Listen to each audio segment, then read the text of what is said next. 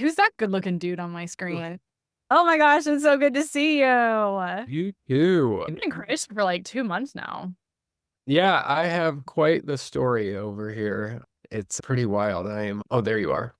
Yeah, so I came here. So I met with one of my clients that I was working with coaching. She found me on Instagram and we started working together, and she's in marketing. So she's a chief marketing officer, and she is going through her own spiritual awakening journey.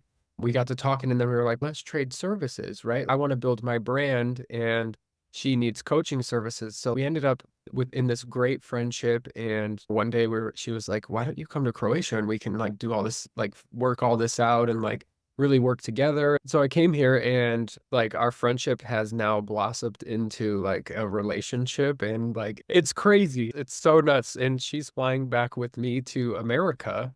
I'm mad. That's so amazing. And I saw your video about you like maybe I'm not gay or whatever it was. That's so interesting. I'm so interested Yeah. in that sort of thing because there is so much stuff that can shift. And what I've learned about the brain and how your hormones can be influenced by a brain that's not healthy if you're using substances, which I was for a long time. Like they're poisoning our food, they're poisoning our Yes. water over in the US. So you get out of there Yes. long enough time, it's no wonder people are starting to shift out of that. Yeah. And I've had like three, I think two or three, I've had like two Kundalini awakenings while I've been here. And like, and when I say that, I just mean like that energy in the base of your sign, it just shoots in your head. Like, because how it happens to me when I'm just like laying down, and I'll lay down and get into a meditative state, and then I'll just feel it, and it'll just like take over my whole body. And then one night we were both like on the couch, and like something like took over my whole body. Like I went back, and like that's when I told like the whole TikTok of like I started like I thought I was like seizing because I didn't have control over it, but I've done through 5 plant medicine ceremonies now, so I've learned the art of surrender. Just let whatever's happening happen, and it's been extraordinary. It changed my whole brain, like my hormones, everything. It's just like boom, changed. It's so crazy. Like Certainly have when this that's a clean glow about you, like, you're just vibing differently than you have in the past, and I guess I've watched your videos for a couple of months now, or at least maybe even 6 months, and it's been something about you is different, like, there's just a vibe. and even like I noticed like my masculinity has even like changed. Just even like in my personality, like I embody more of my masculine. Whereas like when I was holding on to all of that trauma and that guilt and that insecurity, right? Like that kind of, and I had like deep feminine wounds too that were like caused by my mother and like my first girlfriend and things like that. So it's been a crazy journey out here, like wild. So when are you guys heading back? 2 weeks. So it'll be 2 weeks on Friday. And where are you headed to? Michigan. Oh my gosh, I'm going to Michigan this summer. Really? I you guys. I would love to meet you guys in real life. Yes. And I'm gonna be on the TV show Staycation. They're filming it in June 8th, but then after that, I'm gonna be leaving Florida and I don't really have a schedule. So I'm just in my van. And Yes. are you guys gonna be in the van or? Yeah, I'll be at my parents', but yeah, we'll have the van and everything. We should totally meet up. We'll be in Michigan from June to like August, mid to end of August. Yeah, that sounds really fun. I've never been there and people keep talking about it and I keep meeting people from Michigan too. Like I've been exchanging coaching services with another friend of mine that I found on TikTok as well. I keep meeting amazing people on TikTok and why Right? people ban it. That's why they want to ban it. So I Yep. keep meeting amazing people and Learning too much. too. So yeah, and he needed business coaching and marketing and stuff like that. So I was helping with his funnels and stuff. And I just needed to like vent about like my dating life, which is non-existent right now because I keep coming back to like this is your time to be on your own and Mm. start about getting in a relationship. And I'm like, that would just slow me down. And I finally blocked my ex. And it felt so good. It was the easiest thing I've ever Mm. done. Before it was so hard to just like let go. It's like the season of letting go, right? We're letting go of Oh, our old securities, our old beliefs that we've so had. much. Oh, yeah. So much. And like I see like the astrology of it playing out, and they're like I've never really connected with like astrology until now when I'm actually feeling the real shedding and letting go, and like it's almost like instinctual. It just begins to happen and just becomes a part of you, and you just step into that embodiment of that new you that God is calling us to be, and like just walking it out. Yeah. It's So what is your girlfriend's name? Layla. And you guys met on Instagram, or she was a client of yours at one point? yeah. And you Yep. started changing services, and she invited you to Croatia, and you went because, like, why would you not wanna go to Croatia? It's been on my bucket list for a while, and then you guys Oh, were falling in love. It's so beautiful. it's we keep saying we're gonna write a book because, like, this whole trip has been a movie. We went to Tuscany, like, we went to different places in Italy. Just the experiences that we've had have been extraordinary. The life over here in Europe is so this is my first time I've ever traveled international too. So the life over here is so much more laid back and slower, like slower paced, where in America we're just constantly go do. And here, like they're drinking coffee and having Aperol spritzes and at 9, 10 o'clock in the morning, like just really relaxed. And they have like breaks in the middle of the day to shut everything down in different countries over here. And it's just a much more relaxed pace. You can tell that it's much calmer than how we're wired over in America. God, tell me about it. It is a total 180 from what we're conditioned to believe is important here. Like, we are told that our productivity is paramount, our achievements, our performance is paramount, and it's dog eat dog. And Mm, week I've been really conscious as I've stopped.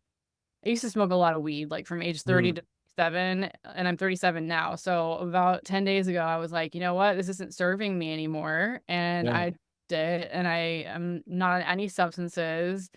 I got rid nice. of my Adderall, and I'm feeling so much better, but at the same time, like, it's causing the stuff that all that stuff over the years, big or small, I think has been suppressing, and so I've been feeling, like, tightness in my throat. Not right now, but at night when I go to bed, it's like that's when my mind decides to start working, so I've been Mm, dig digging into, okay, how do I for years, and maybe you have a similar story from before your spiritual awakening, where I would poo on meditation. Like, I can't just think about nothing for even 5 or 10 minutes. Like, that's not productive. It's such a waste of time. And I'm like recognizing all those old patterns that just want to keep coming back. And it causes things like migraines. It causes, mm, like, I'll just be laying there, and whenever I'm thinking, I stop breathing. And when you ooh, stop breathing, it's like, you're breathing, but you're just, like, allowing, like, tiny sips of air to go into your lungs, and it's like, "Why yeah, where is it coming from? Like, why yeah, is this in my body?" And I think it's been like that for a long time, so but with drugs, it will suppress that, and I'm grateful for what I've been able to recognize in myself since giving up the substances. I'm excited to see what happens as a result of oh, that, so, yeah, and yeah. see what comes up. I still smoke. Definitely, I'm still a smoker. It feels so good, it feels so good, but then I think I get so attached to the good feeling that I'm like, "I wanna feel like this all the time," and and can they then it get starts and then you notice, like, after a week of smoking regularly, I am not productive, my van is a mess, I don't wanna cook, yes.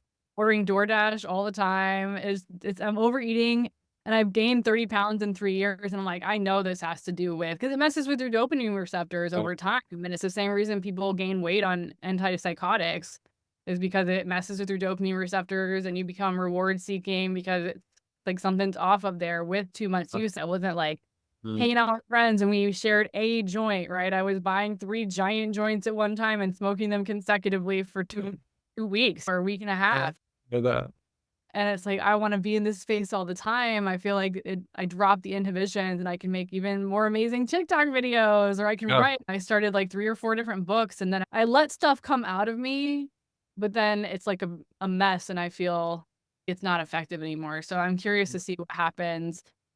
I wanna feel more comfortable in my body, and yeah, ultimately, I think I got to the point where I was using substances so much that I felt clouded, and that was why. mm, 'Cause I started using it to deal with anxiety from being unaligned in my old life, and I wanted to stop drinking alcohol because I realized I was drinking alcohol to suppress how I was feeling.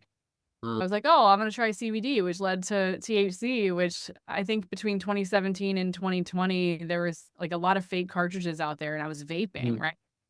And I think there was something in there that caused me to really go off the rails and have hallucinations that are not ooh, normal for any type of cannabis use. And I was describing yeah, this to my friend who's my interior designer. She was an ex-drug addict, and she told me that was not weed that I had. And so I've been dealing with that stress. It's like, is I had a Kundalini awakening, and it was like, I think it was precipitated by my divorce, and then probably overuse of marijuana, like that, like No. traumatic experience. And then, yeah, it was like I wasn't the same person. I felt like I had woken up from a dream because all of a sudden I knew things that I didn't know before. And I'm like, what the heck is this? And everybody thought I was crazy. And I got forced into Yeah. the hospital.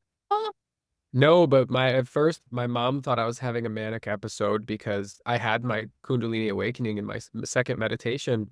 Because mine happened spontaneously, right? Like I was like going into the end of 2022, I broke my wrist and sprained my ankle because I got really drunk and jumped over a fence, and that kind of pushed me into this like like just analyzing myself. And then I looked up Dr. Joe Dispenza. I saw him on a YouTube video, and then I bought his book, Becoming Supernatural. Like I was deep in the matrix before this, like JP Morgan, working in the corporate culture. Like before that, I was in mortgages, slinging mortgages.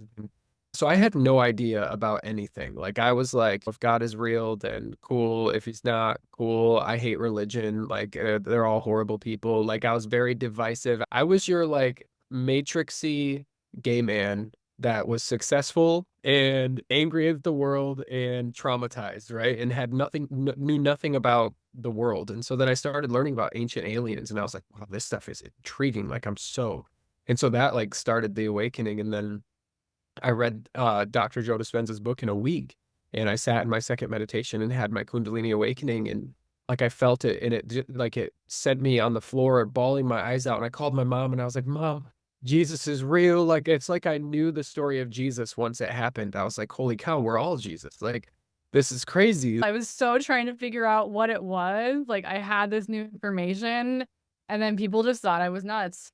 Yeah. Oh, yeah. And I feel like that's a part of the awakening journey is when you initially have that awakening, it's almost like a savior complex, or like you think that you're like, am I the Messiah? And then you're like, you really can think that and convince yourself that because you think like, oh, like this is the secret to the entire universe. I got to share this with everybody. I was like, oh, am I Jesus? Like, am I the incarnation now of Jesus or something? But we all are, really. We're all our own different versions of the Christ, right? Like Christ wasn't his last name. He was the Christ. He attained the Christ consciousness that we all have the ability to attain. And Yeah, I'm loving your videos about Christianity, and I've made a couple of my own, largely encouraged by your bravery and courageousness to go out there and just say the things. And I was in the church for a long time, and I have figured out, similar to you, that the church has subverted Jesus's actual message. And to me Mhm. now, I find it insane that there are people on this earth, and I used to be one. I can't say that I really believed it because I always felt like there was something wrong with believing that we live on a planet in which if we don't believe in the blood sacrifice of a man who is God to a God, like it was just a convoluted mess that somehow Yeah, people believe that's the world that we live in. And if we commit the finite crime of not believing properly and not hearing and not confessing, not inviting Jesus into our hearts when Jesus is already there. Like the Christ is right. already in us. And he was trying to tell Yes. us, like, hey, the power of Christ is within you. And I and the Father are one does not mean I am God. It means I am in union with God. It's totally different. And how it's all been manipulated. Yeah. And people just think I'm the devil when I tell them that. It's like, no, you are operating from fear, and fear is the opposite of faith. Fear is faith inverted, and Mm, not buy into this dogmatic nonsense that was made up by a bunch of old white guys, the Nicene yeah. Creed that they repeat. And I think maybe it had good intentions, but the Bible, I remember reading it the first time after my awakening, and I was like, this is not like what they're teaching in church. And when I read Christianity and Jesus, we're talking about 2 different things, like what Jesus Yeah. have you read any of the Nag Hammadi scriptures? Like the I Gospel of haven't. Thomas? Dude, you would eat that up. It's like I have a copy in the van even. It's like the Gospel of Thomas, the Gospel of Peter, the secret book of James, or I probably butchered that, but there's so many like books of the Bible that were left out, and it's just like, this is the stuff. This is the stuff Yeah. talking about how the Old Testament God is actually Satan. Hmm. Really interesting stuff. I find That's part of the Gnostic teachings, which I don't know about you, but I'm feeling like the call to Christian Gnosticism. And it makes so much sense to think like the Old Testament God, the Yahweh, right? The Yahweh God is like they call him the demiurge. Mhm. where part of this Abrahamic religion where God is like this almighty being that is looking down upon you and watching your every move. And if you don't believe in the or, if you don't believe a certain way, then you're going to go to hell. And it's like, that's not how God operates at all. God is just like saying, come to me as you are, right? Whereas this Abrahamic religion and other religions say like you have to repent, you have to get rid of all this ugliness and this nastiness of what's wrong with you, everything's wrong with you, and then God will love you. But in reality, God's saying, come to me as you are right now and Yeah. watch me transform you, right? And it's not like whether it's right or whether it's wrong, it's just saying open your heart to me with pure intentions for the healing of humanity out of unselfish love for the common good, which is what I always say. And it's just like you signal that to God, and God's like, ah, you got it. You got it now. Like you're not operating out of the like, we have to kill each other and believe in the atonement of a blood sacrifice for all of your sins, past, present, and future. Like, no. I feel like we're gonna see an increase in like religious wars and spiritual war, like all of that sort of stuff. As the love increases in the world, right? The chaos is gonna equally increase in order to prolong the awakening. Because I don't believe that it can be stopped. I believe they can prolong it, but I believe this ripple effect, like once we really start getting out there, because I'm feeling the push and the call to push myself out there even more and to even like just start praying over people, like not in the Christian way, but like we can truly heal each other through the laying on of our hands and speaking faith into other people. And I think once we get a taste of that and begin to learn how to do that through our own individual journeys, I think it's over for the Matrix. It's crumbled when they realize like we all start just going out into the streets and healing each other and like just really watching God move. Like that's just like that's what I feel and what I see, and I'm excited for it. Yeah, I mean, we are healers that and we have the power within us to heal. And even Jesus said it's your faith that's healed you. And the concept of faith has been subverted slash inverted. I'm not really even sure what the right word to use there is, but the Christianese, Christianity, churchianity is what I like to call it. They make it seem like faith is believing the correct way. Your faith Mm, only matters if it's faith in Jesus. But Jesus didn't say that your faith, he said your faith has healed you, your belief, the power of the belief. And so much of this awakening is not becoming someone new. Yes, your mind is being renewed and saved from the sleep way of living, the matrix way of living, but it's remembering who we truly are, that we mhm, are of the one true consciousness, that we're a piece of source energy. And in remembering that we can heal ourselves. I yep, just finished watching or almost finished watching, I gotta finish the last episode, Rewired, the show on Gaia Network with Joe mhm. Dispenza. I haven't read Becoming Supernatural, but I've read Breaking the Habit of Being Yourself. I really want to go to one of his retreats. I want to learn the meditation. So let's talk a little bit about meditation. How do you meditate? Yeah, so I just sit because I feel like in the beginning we have such a disgruntled relationship with meditation. We sit down in the first 2 minutes and then the thoughts come up and then, nope, I can't do this. But the thoughts are coming up and that's part of the meditation, right? Like that's why we meditate. So I meditate by, I just sit down in a comfortable place. And in the beginning I wanted to light my incense and my crystals and those are all like great, but I really try to approach it for people that like you can sit in a desk chair, right? And sit down and meditate, or you can lay down, but you just have to be mindful of falling asleep. Over the last few months, my internal monologue has shut off.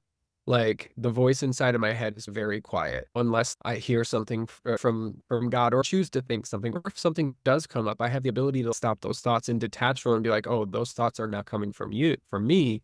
It's like the enemy inside of you that's always going to be there and behind you, sometimes whispering in your ear, but you don't have to listen to that voice, right? Whereas everybody just listens to every single thought that they have, producing an emotion off of every single thought that they have, and then acting on those emotions, which are the majority of the time fear, anger, or grief, or shame, or guilt, right? And those kill the spirit, that kills the soul, that stops your Kundalini from rising into the heart space because we're not letting those emotions come up and addressing them and detaching from them and purging them and releasing them. They just get thrown back into the subconscious and that energy can't rise, right?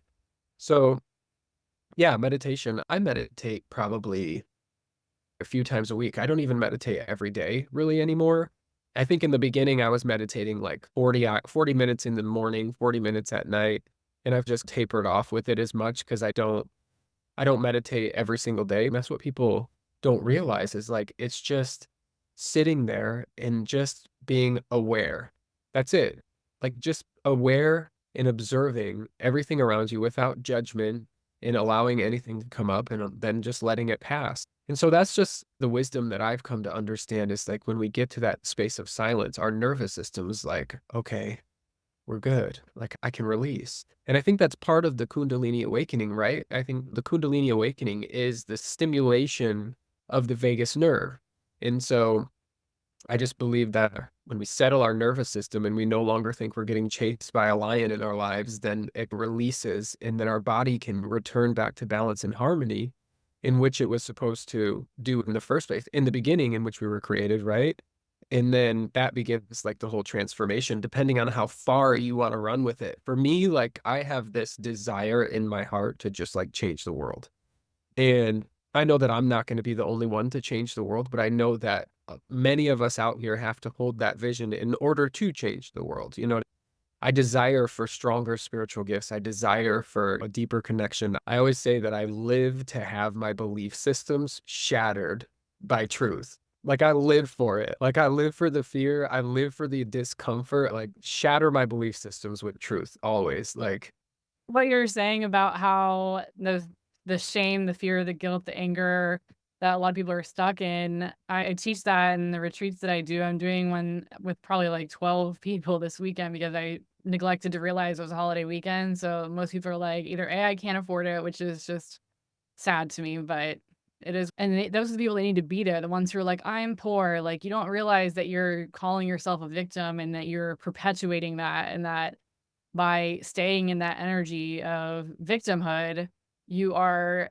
creating a literally, it's not even just a spiritual thing because it's all connected, right? It's physically creating hormones in your body called catabolic hormones like adrenaline and cortisol that are stripping you of energy that you could use to make your life better. So that's what the Transform Retreat's all about. That's what I teach people it's, and like a beginner level, right? I'm talking to me 5 to 6 years ago who would have been like, "What? Thoughts really do create reality because they create our feelings, and then from our feelings we take action that creates a reality that we end up in a cycle." And we've spent so much time, so many of us, in that lower energy zone of the victim or the fighter. I have little archetypes that I use. So the victim and mm, fighter energy zones where that we convince ourselves that is the only reality there is.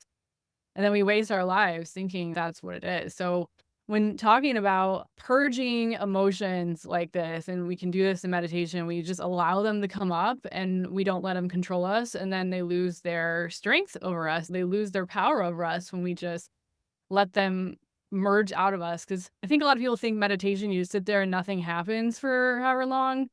But really what's happening is you're allowing things to regulate and things to move in and out of your system, new things to come in and old things to move out, right? yeah. And um and I know what I said, like I meditate like 3 to 4 times a week, but I've come to this understanding you can meditate anywhere. It's all about constant state of presence and awareness, being totally immersed in the reality that you're in and not creating fake thoughts and fake emotions in our head. And most people are just so completely unself-aware, and it's not their fault, right? We were born into the system that has like said, okay, this is the blueprint for life. And if you follow this, you will be successful and you will have everything that you ever dreamed of. Chase material possessions, social status, go to school, go to college, and then we have all of these like uh rules that you have to follow in order Program. to yeah, programming, right? That creates somebody who's just completely unconscious, right? And so you don't even most people just aren't even aware of the emotions that they're feeling or the thoughts that they're thinking. They just allow them to run their entire life. But it's like your emotions don't have power over you. Have power to the reaction to the emotion that you feel in every given moment. And if you don't give that emotion a reaction, right, like fear, well, then that emotion becomes weaker and weaker. And then eventually you look at fear as something you wanna crash into and you wanna dive deep into because it's like, "No, you're not I'm not running from you anymore. I know what you did to me when I ran from you my entire life, and it made me sick." So it's like you're presenting yourself for a reason, we're gonna address it, and because it's not going back into the subconscious. Dude, talking about making us sick, that's ultimately what happened. I couldn't accept my awakening, or I could accept it, but nobody else around me could. So essentially, I was being gaslit by my surroundings and the Mm, doctors, and they were trying to tell me I had a genetic disorder, bipolar disorder, which is, I did have some symptoms of bipolar disorder, but they're not genetic. Bipolar disorder, and this is where I started my TikTok channel, was about, and my even my podcast was all about these misdiagnoses where that adrenaline, that stress can lower your immune system and allow viruses and all this stuff to grow when we're living out of alignment with who we really are, when we're not in tune with our environment, when we're just totally unconscious, right? We create yeah. this stress dust cloud is what I call it, the catabolic dust cloud that is just stripping us. And then when Mhm, we're in a state of depression and anxiety, we're either depressed about what happened in the past, so we're not present, or we're freaking out about the future, so we're not present. And it's impossible to be happy if you're not present. Like you can't mm, enjoy life if you're in a hurry. So that's my mantra now. And I even have a sticky note on one of my cabinets in the van that says, "There is no hurry, none." mm, 'Cause that was my jam, right? My grew up around my mom just hurrying all the time, and I got all kinds of different diagnoses on top of, I got ADHD, OCD, I got scars all over my arm from just ripping myself up, which is a symptom of OCD, and I thought I was a narcissist for 2.5 years, but I was in fact surrounded by them, letting them run my business and all these things. I got a blood cancer diagnosis and all these things that happen, and you had asthma, right? yep. Yeah. I had asthma for my whole life. Like I was born and on inhalers and steroids and breathing treatments. Like every fall, I would get an upper respiratory infection that I would have to get on steroids. In 2022, so I had my awakening November of 2022. So the full year of 2022, I was in the hospital 4 times. The doctor said, "You've been on steroids so many times this year, we probably shouldn't put you on them because you can only be on steroids so many times before your body just doesn't react or respond to them." And yeah, like in an instant, like, and that's what people don't realize. Like in an instant, I felt my lungs open up. Like I literally felt my lungs opening up and healing and then no longer on an inhaler. You can't fake that, right? Like I can't fake not being on an inhaler. I would die, like, because I couldn't breathe. You know what I mean? And so you can't do that to prove a point. So that was really the biggest thing that kind of sent this aha moment. It's like, wait, I can breathe. This lung disease was plaguing me my entire life, right? And then boom, it's gone. So then that was like, pursue whatever is happening to me until the very end and share that with the world because we are suffering so badly. So many people out there are just suffering so badly and they don't know what to do and they look to the politicians that will do absolutely nothing for you except promise you things that they will never deliver on, and they just wanna keep us separate and divided because when we're sick, we're profitable, and so when we're healed, what is big pharma gonna do? They're gonna go bankrupt, and so it just tanks the entire system, and so I'm here to watch it crumble, and I think that it will crumble in our lifetime. I think in the next few years, I think it's gonna get pretty wild, but I think that's why it's so important for our awakening journey is to build that faith and that trust because when you have this sort of, like, awakening, you no longer go from identifying with this meat suit body, right? You identify with the eternal aspect of yourself, like, I'm constantly always thinking about, like, I identify with my eternal soul now, and so when you identify with that eternal part of that unconditional loving awareness, it takes the pressure off of life, and you can just be, and there's no, like, um criteria or like things that you have to meet in order to be successful or to be somebody in this world. I just want to be, you know? And so I'm still, I would say like after a year and a half, like I'm still in burnout recovery because for 31 years, I've lived with so much trauma, emotional abuse from my parents and just the trauma that I put myself through in my 20s with my relationships and the nasty person like that I was. I've really yeah, it's been a year and a half, but I feel like I'm still just recovering from the burnout, and when you figure out all of this truth and this dissection, there's like a stage that I feel we go through of just this anger. Like you're so angry with the world, you hate the world. And that was a part of my journey that I had to learn, that I had to let go. I had to forgive. I had to understand that this is the world that we live in and we are called to change it. And most people are just waiting on somebody to come save them to change it. And I believe that's why the narrative of Jesus being a blood sacrifice and he will return is just to keep people in a state of waiting and hoping for something never going to come unless you go within, because the return of Christ is inside of you.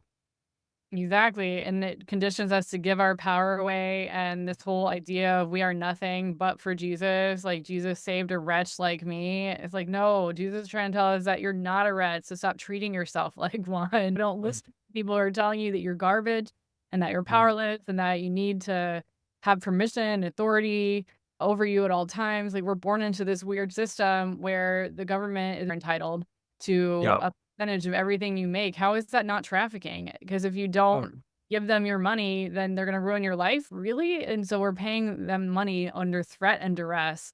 Again, mhm. how not trafficking? How is that not involuntary servitude? And when I realized that, I was like, "How can I unsee this? I can't unsee this." Yep. And I felt that way about the church. I feel that way about, like, our tax system, like, our tax farm that we live on. It's just Mhm. totally messed up, and there's a lot of fear there of, like, disconnecting from those systems, of course, and I it took me a long time to start speaking out, especially 'cause I'm still friends with a lot of people that I went to church with back in the day, and I would write stuff on my Facebook, for example, as, like, my little journal, and talk about how I am no longer a Christian, but people would just, like, freak out about that because they hear what they wanna hear, and they Yeah. start figuring out, like, how you're wrong, and they don't actually listen. It's like people like that sound of silence, people who have ears but don't hear. They're hearing but not listening. And then that's what I noticed is like, wow, you guys and I don't know if you've heard anything about what happened with JP Miller and Micah Miller who killed herself. Then it's actually north of where I am now, Lumberton, North Carolina, where she died, and that church was just eating up there's so much footage that came out about, the stuff that he was saying, and it's like, it's clear that he's just spouting out word salads, and people are just eating it up, and it's like these people are at a church with a wolf in sheep's clothing on the pulpit, and they don't even realize it, and they think because they believe in Jesus that everything's good, and that's what Yeah. I thought when I first became a Christian. I was 13 or 14. I'm like, "Oh, thank goodness I found the right religion. I don't have to worry." And then I was convinced I was going to hell. This was when in my period of being in denial of my awakening and really feeling disempowered and not recognizing the toxic relationships that I was in, right? Because burnout is a physical condition. If your brain does not have what it needs to function properly, it's not gonna function properly. So I wasn't thinking clearly. I, of course, was on Xanax because the anxiety was so high, not realizing that the anxiety I was feeling was my nervous system and overload, and, of course, viruses can get in there and start munching on things. I had to get hearing aids. I had no idea that viruses could, like, Oh, infect your nerves, and, of course, if you can't hear properly, that's gonna add to your depression, your anxiety, and you can't have conversations because you're always 3 sentences behind trying to figure out what somebody was saying, and you think it's you, so you turn inward against yourself, and you hate yourself, and you just propagate this nasty cycle of feeling like totally powerless, and that's essentially, I think, where they want us to be. They want us to be in that state of powerlessness, and ultimately, I think that's where depression is. I was talking to somebody who has a consulting business, and all of her clients are doctors, and she said 60% of our patients are depressed. And I was like, "That" mm, and they wanna be put on medication, but the doctors don't wanna keep them on there because they're not long-term fixes, so yeah. yeah, it's been when it comes to Christianity especially, I feel so liberated having left, but it's so wild, like, you've seen it, on your videos, I know you have, because 'cause I've seen the comments where people are like, "Oh, you're going to hell," and, like, that's a Christian. That's a Yeah. Christian saying Yeah. that, or somebody who believes they're a Christian, and it's like, wow, what a Uh-huh. mess. Yeah, and I would get so, like, in the beginning, like, frustrated because I felt like you also get into this point where it's like you really just want to get people to listen, and you get so frustrated when they can't see, and it's so clear to you and I, but it's so muddy for them because there's that veil over their eyes, and then their fear. When they feel the feeling of fear, they automatically associate that with evil and the devil. But really that fear is coming up for you to lean into and for you to take off the blinders and step outside the box that religion has put you in and to explore, like, and but they've been conditioned to think if I go outside of this box and explore, then I'm probably gonna go to hell. Like, so it's just I've just given those types of people so much grace, right? Because we I can understand and you can understand, we can understand like where they're coming from. And you almost develop this deep empathy for people who are just so blinded in this world. But I feel like eventually in the coming months, even that the world and people as a whole collectively are going to experience some sort of Kundalini awakening, some sort of energetic change and expansion of consciousness in their mind, whether they've pursued the healing journey or not. And so if you've clung on to fear and you feel this happening within your nervous system, you are going to freak out and just be so fearful. And then the government's probably going to be like, "Oh yeah, we have a new medication for like," and it's gonna just be so insane. But then, yeah, and then you have these leaders at the front of the churches, right? That had to get their degrees, had to get, their scholarly whatever it is that they had to get in order to teach this message when they're not even really filled with the Spirit. And so, like me, I love the Bible. I had a really tainted relationship with the Bible, and because I thought it was evil. And yeah, I do believe that it was manipulated to water down spirituality. But when I read the Bible after my awakening, I was like, holy cow, like the Spirit is the Spirit of truth, which we all have access to, this Spirit of truth, where this divine wisdom, this divine understanding, this knowledge, this faith, healing, prophecy, tongues, all of that is very real. But I feel like you only become equipped to understand and interpret the Bible when you are filled with that Spirit. And that's what it says, right? It says when the Bible is used for law and order, which is to demand, to reveal your sin, right? Reveal what's wrong with you and then demand to be obedience, that kills. But the Spirit gives life. And that's what we speak. We speak the Spirit into the world. We speak faith into the world. And it's not just Christianity. Islam, Hinduism, Buddhism, they all have these beautiful paths to God by these prophets that were connected to God and told their people in their own way. So if we could just like step out of that box and recognize like, wow, all of these different religions have something so beautiful to offer. And then in addition to our own awakenings, right? Because we're essentially rewriting a new covenant, which is what it says. Like when the old covenant has been like used and abused and man has manipulated and deceived people out of God's will and purpose and in the Spirit, then it's time to create a new covenant. And I think that's essentially like what's happening is we are beginning to create a new covenant to bring forth into the world because clearly the greedy masters at the top haven't done it correctly. And you can't beat the universe. Like everything is always going to maintain balance and harmony whether you are ready or not, right? So if you're stuck with a dysregulated nervous system, the darkness will literally drag you down with it. What will that look like? Cancer, autoimmune diseases. People will just become this cesspool of suffering.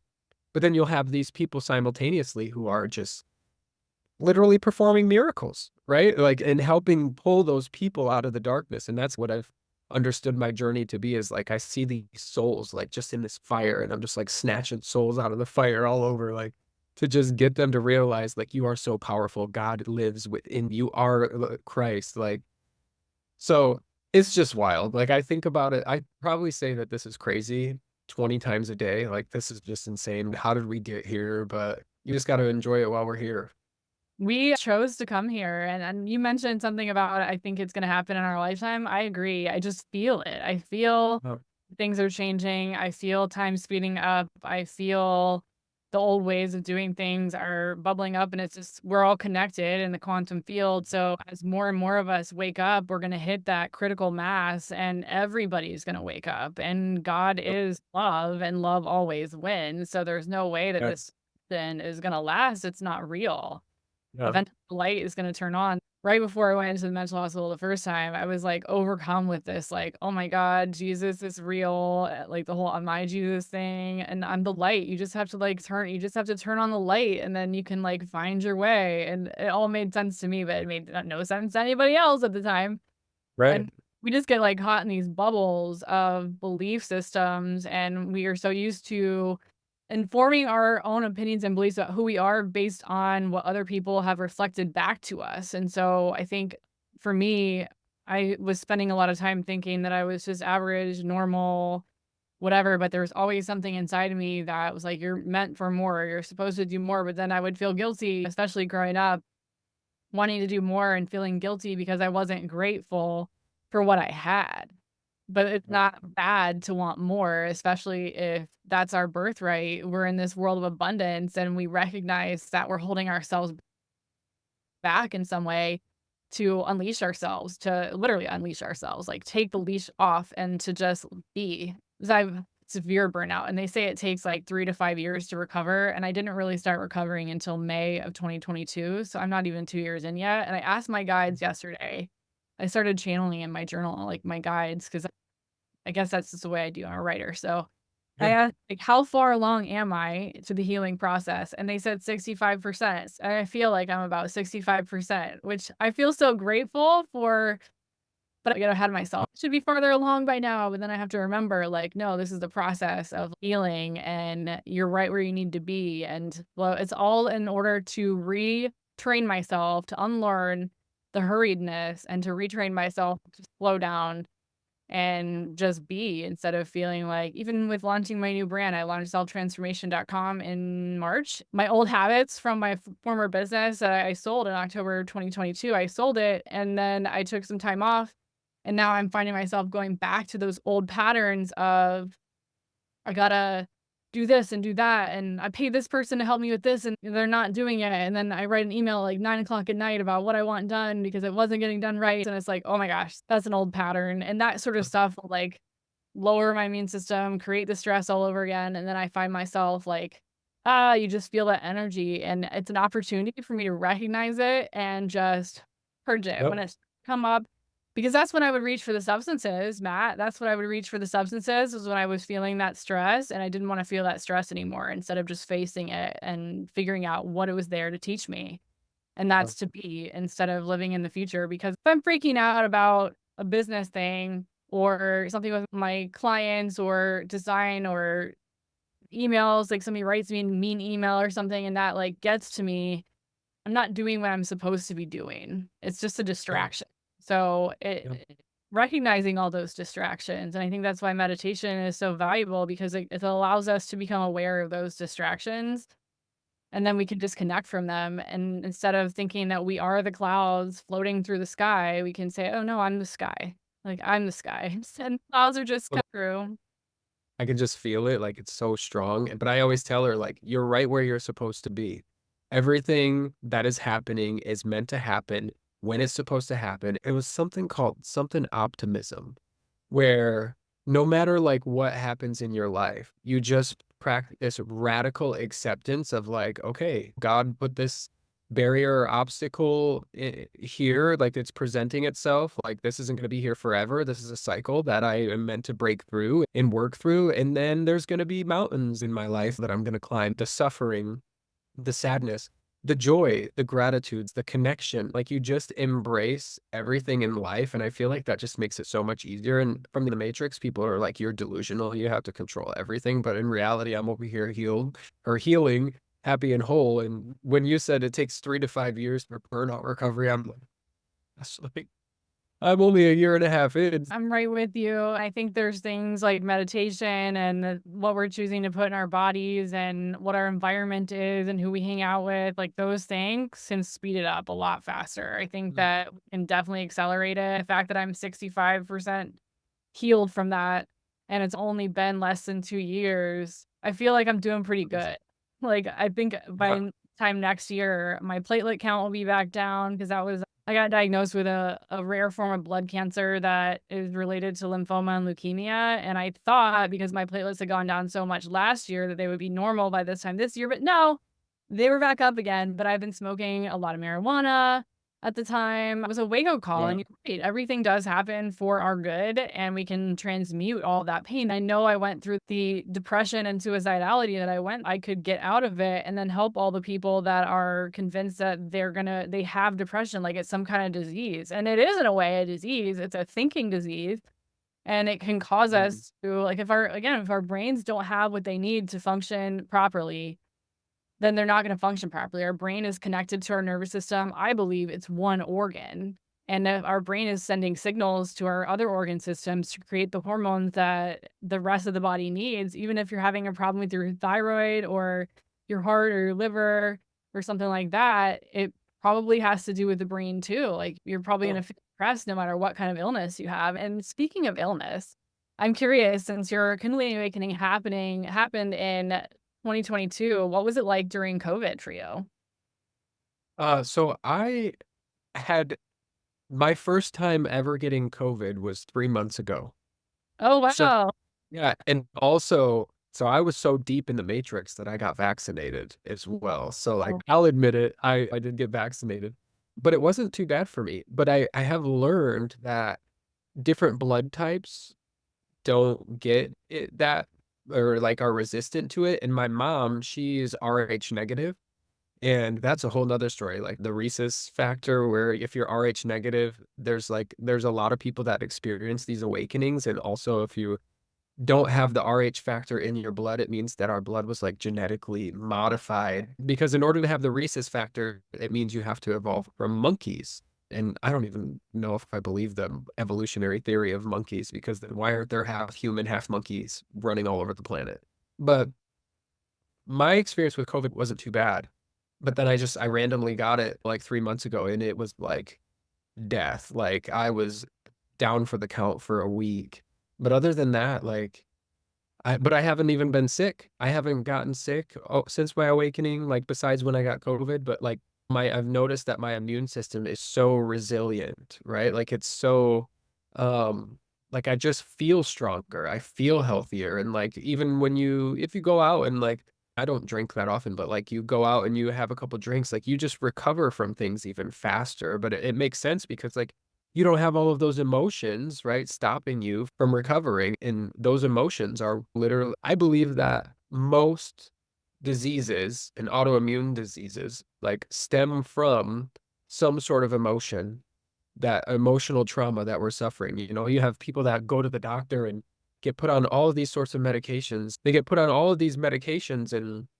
they're still suffering, and I read a meme today, and it was like, if you've gone to the doctor and put on all these medications and you're still suffering, then I can guarantee that it's probably some deeply emotional rooted trauma that you have suffered because it all starts from the the unseen, right? Our thoughts begin to manifest our reality. So if our thoughts and our emotions are suppressed, well, then they manifest into the physical body. Yeah, that's great. I think you're right. You're spot on though. Like, you were taking care of your immune system, and so your immune system took care of you. And it's like during that whole debacle, which I think everybody figured out, It's that's insane. crazy. People are starting to realize, like, oh, my immune system. They didn't even mention that though in the news with, like, oh, this virus is out. Like, of course, wash your hands, but putting on a piece of cloth over our faces was a more effective solution than going to the core and improving our immune system. In fact, they took certain things off the shelves like NAC, N-acetylcysteine, which is something I take every day. It's supposed to help with your immune system. They took it off the shelves because Mm, somebody was starting to say that it could help your liver, which can help your immune system. mm-mm. You would love him. You would love him. It's a book series. It's 8 books long. In fact, the whole 2nd season of my podcast, I'm going through the book Brain Saver, and it's a really long book, so I eventually got bored with it, but medical medium is a medium, and he's been doing it since he was 4 years old, where he was sitting at the dinner table or breakfast table with his family, and his grandmother was there too, and he heard a voice outside of his ear, his right ear, and it told him to get up and tell his grandmother that, or say to put his hand on his grandmother and say, "Grandma has lung cancer." And it took him a few tries, but he did it, and everybody's jaw dropped to the floor.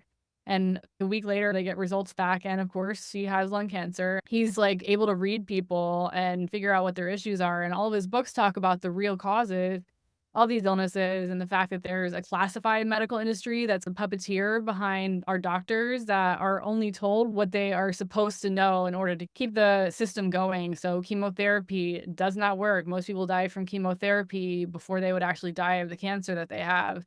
They're not talking about the real causes of these cancers being viruses. They're not talking about how viruses live in our system, and if we feed them, they say that viruses are dead, but they're not. That's how they replicate. That's how they grow. They are alive, but not in the way we are. So if we're feeding Right. ourselves poison, and these viruses used to be like the garbage men of the body, so they used to be friendly. But now because our food system is just so full of toxins and our air is full of toxins, our water is full of toxins, these viruses, and of course, the stressful state of our minds and our total being, these viruses are allowed to grow and proliferate and completely take over our body, causing these autoimmune disorders that have no cure, causing these mental illnesses that have no cure. They tell you that they have no cure, but they don't know the cause. It makes absolutely no sense. So that's something I'm really passionate about because my life was almost ruined by doctors telling me that there was no cure for what I had, and it never made sense to me. I'm like, "You're telling me that at 31 years old, I now have bipolar disorder and mental illness that I'm going to have lifelong care for, and I have to be on these damaging medications that cause, like, tremendous weight gain and all this stuff because I can't get rid of this, but I didn't have it before?" Like, none of what you're saying makes sense, but that's what they're taught. And these Yeah. psychiatrists and people comment on my videos all the time, like, "Well, what's your credentials? Like, you don't like, you're not a doctor, what do you know?" But the doctors are indoctrinated. They are indoctrinated, and it's a Rockefeller-based system where they've suppressed the Mm. true causes, they've suppressed herbalism and all the alternative medications. They're the real quackery, and, of course, the real doctors, a lot of them love Anthony, who wrote the medical medium books, but they call a lot of the mainstream medical people will call him a quack because Mm. he's speaking directly against and promoting people to start juicing, like drinking celery juice, taking these different tinctures that are antiviral, eating a lot of fruit instead of being afraid of fruit, telling us why people are, like, married to the keto diet and how that's actually damaging to the liver because the liver is supposed to process out all this fat. So, reading those books really opened my eyes to what is happening in our world with the health system and why they wanna keep us sick and this causes of all the stress, and talk about emotional stress and burnout. There's a whole chapter on burnout in the Brain Saver book where emotional stress and trauma, going through, like, hospital visits, things like that, can actually damage our brains. It heats up our brain, and if we've got heavy metals in the brain, then that can damage the brain tissue surrounding the heavy metals and cause symptoms that mimic ADHD, bipolar disorder, but when you heal the brain, everything takes care of itself. And psychiatry, that's the one I have obviously the biggest beef with. Psychiatry is the only medical profession that they don't even look at the organ that they're trying to treat. They don't even look at the brain. It's absurd, and people just eat it up like, "Oh my gosh, like, it's in the DSM, the Statistical Manual of Mental Disorders." There's, like, so many mental disorders that they're making them up so they have more to bill. It's all to make money. Yeah, and then we just begin to identify with these disorders, right? Like, I have anxiety, I have bipolar disorder, I have this, I have that. I So then it am. becomes They say I am, which is just like I am ADHD, I am bipolar, and it's exactly what you just said, it's the identity, they make it their identity, and that's what ruins people's lives.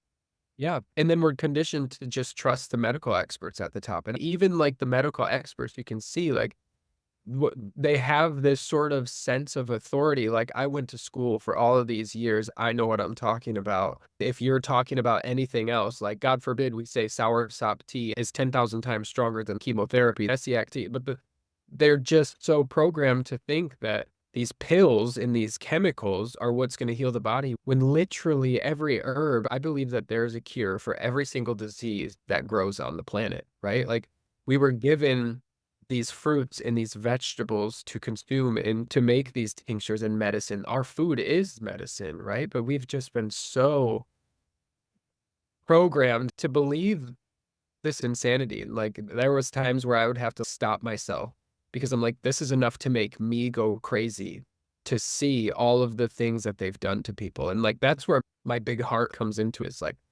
what kind of person would do this to treat humans like nothing? Like, we're just cattle. It just goes to show the complete lack of human empathy that some of these leaders at the top are possessed to just grow these different types of foods that are full of these pesticides, knowing full well that it's going to get us sick, and that's what they want. So then we can go into the hospital. It's just an insane system to just harvest everything, our energy, our sickness, just all of it. And I just live to see the day that it just crumbles. I'd be real mad if I'm 95 and that it's even worse. I'd be real mad. I just don't think that's gonna happen, no. I think that it so what I always go by is like how humanity operates in cycles, right? Like we can learn from our past because we never, or we can learn from our history because we never learn from our past. What is happening in the world?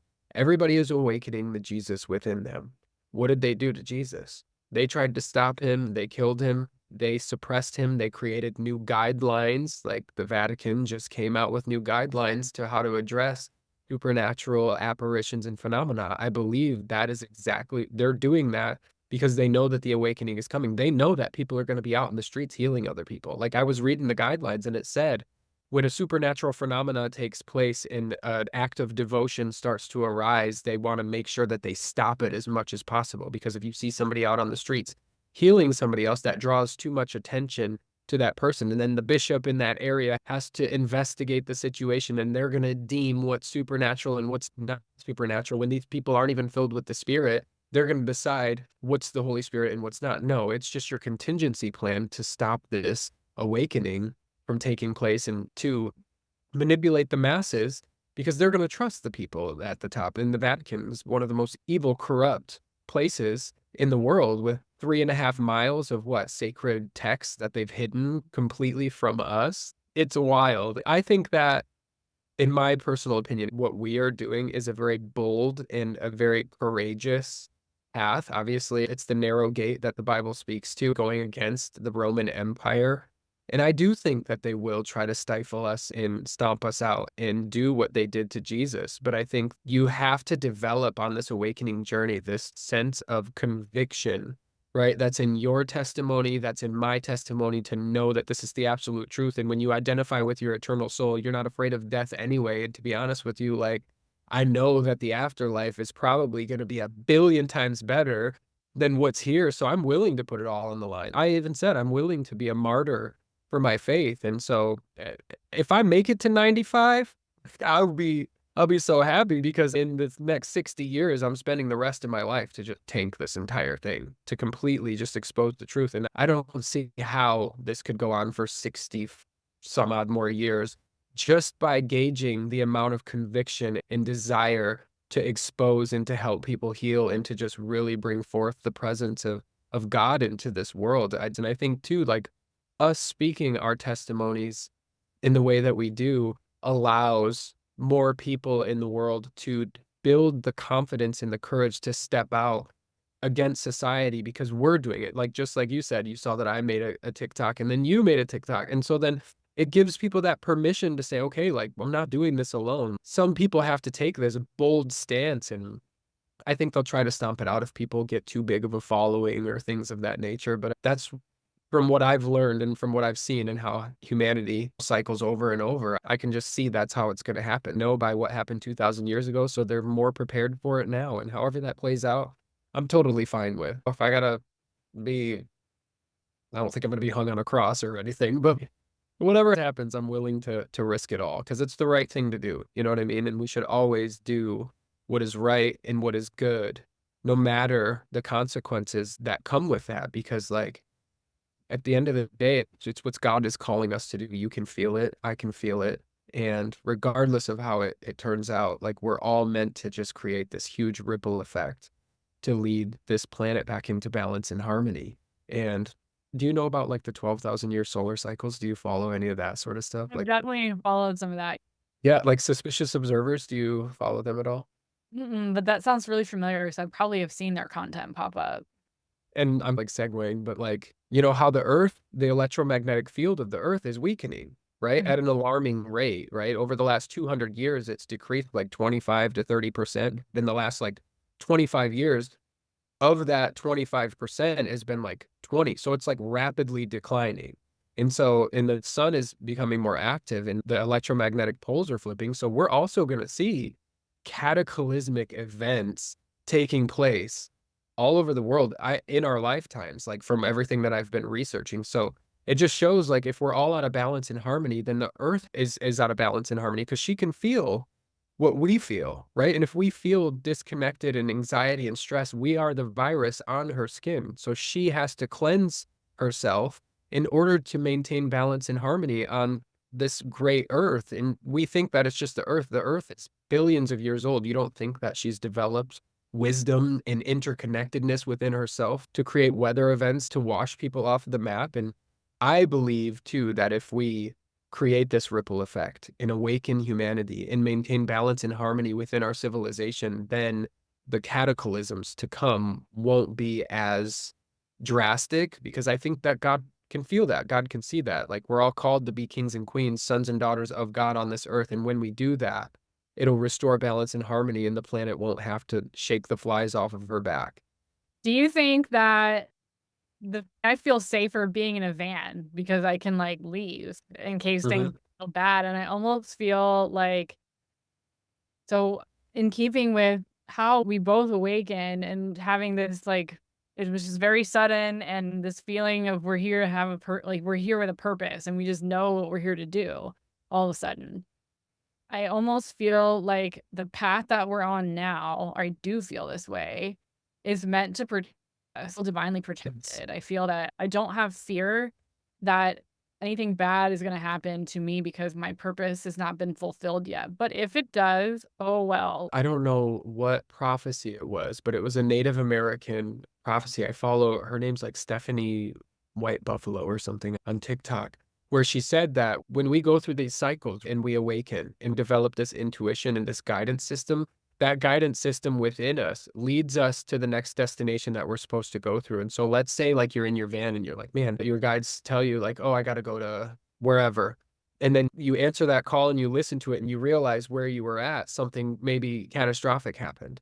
And that's what the that the prophecy says, is that the earth, she communicates with us, it guides us and protects us to keep us safe on the planet, moving from the next destination to the next destination. And we're always going to be safe and protected. Now, if something crazy wild does happen, I think you and I both have just come to the understanding that We've I personally, in my 32 years, I've lived, and there's nothing that I would be like, "Man, I really wish I would've done." Maybe skydiving, but, like, that's what's crazy about this awakening, is it just, like, removes the fear of death. I almost am, like, excited to see what comes next. Like, I don't wanna go anytime soon, but, like, I'm stoked, where most people are terrified of death, literally went to the underworld and thought that I died in a Changa ceremony and went through the whole feeling of what it would feel like to completely die. It was terrifying, but it was so liberating and beautiful after the ceremony. So it's like, you just don't look at death the same way because we're eternal. So what is there to fear? It's just rebirth, right? Like with every death that we have, there's a rebirth.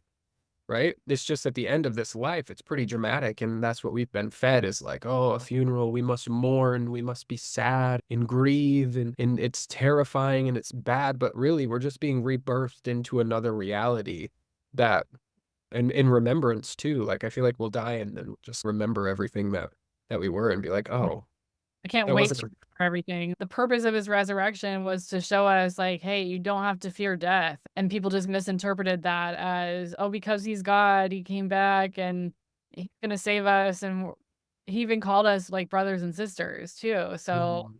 there's just so much that was messed up, and he was just trying to tell us that we were just like him and that we could reach that same level of consciousness if we break apart from these religious authorities that are just trying to control us and tell us that we have to be a certain way.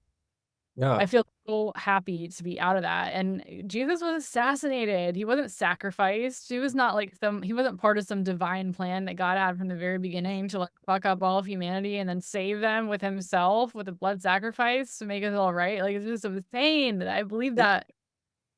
How maniacal is it to twist a story of a man who loved people and humanity so much to free them and liberate them, that these masters at the top took his story and completely manipulated it and watered it down to use it for their own personal gain? Brilliant. It Diabolical, but brilliant. it is brilliant. Like, I will give it to them. It's brilliant, but how insane is it? Like, you spit on his name. Like, that's the way that I look at it. And like, I'm not too vocal about like And I'm starting to be more vocal about the injustices taking place in the world and being okay with speaking about it because I feel like in the spiritual world, especially like the New Age movement, it's like I have to be non-dual. I have to be complete states of peace. But it's like, no, if I feel sacred rage and anger at the injustices, then the genocides that are taking place, that's where God's judgment comes into play. I'm not God, but that's what God would judge these things. These are wrong. And it's okay for us to believe in that duality of good and evil because it exists. And how do we bring forth more love into the world with that and not call out the complete deception that's taking place and then to speak the truth? I think there's a fine line, right? Where we're not breeding chaos, but we're speaking truth. And even if that truth is something people don't want to hear, it sets you free. And most people need to hear the truth, but most people fear the truth. I don't think the world's ready to hear the truth, even to experience what we've experienced, that awakening inside of you, that Kundalini awakening, that energy is so intense and so powerful. It is enough to make somebody go crazy. And I think there are many people in mental institutions in the West that have experienced an awakening, and our medical system is just so flawed. And they just say, well, you're schizophrenic, you're this, you're that. Let's put you on this medication and completely numb your mind. When in reality, they were being restored back to their factory settings. They just didn't know what was happening. That's exactly it, and I think that's what happened. There were so many thousands and thousands of people put in mental institutions, like, I wanna say it was about 100 years ago, and I think and remember all the orphan trains? I don't know if you heard anything about all the orphan trains, and there's theories that those kids that were orphans were actually stolen from the parents that were forced into mental institutions because they were trying to suppress a version of history that would have told us more about who we actually are. Controlling our perception of history is the best way to control us, and then, of course, the Rockefellers came in and institutionalized everything, Mhm. saw the real causes of stuff, and basically just wiped out our understanding of the fact that health is balance in the body, and the way to cure an illness is to not put a synthetic drug into an organic being. It's to restore the balance within the body. So identifying the source of that imbalance, and it's so logical. But of course, if it's going against the grain of what we've all been indoctrinated to believe is that the man in the white coat or the woman in the white coat has the authority, and to answering the question that people ask all the time is, well, what authority do you have? What are your credentials? And I'm like, well, has your doctor ever healed anybody? Has your doctor ever been through what you're going through? Has your doctor ever been through and healed from what you're going through? I have. So I look at my pure raw experience of recovery from something, multiple things that were incurable, as more credentials than any degree could ever get me. People are like, oh, you should go and get like a naturopath. But even that's been corrupted. Even that is they're spreading around theories of autoimmune theory, and Anthony talks about this in his books, that the autoimmune theory has been basically accepted as fact, but your body is way too intelligent to attack itself. It only looks like it's attacking itself because the doctors aren't looking for a virus. It's actually attacking a virus that they're not looking for. They do a blood test and they're like, "Oh, everything looks good, but the virus is in the organ. It's not in the blood system." The virus can literally burrow into and like drill into your thyroid and nest there.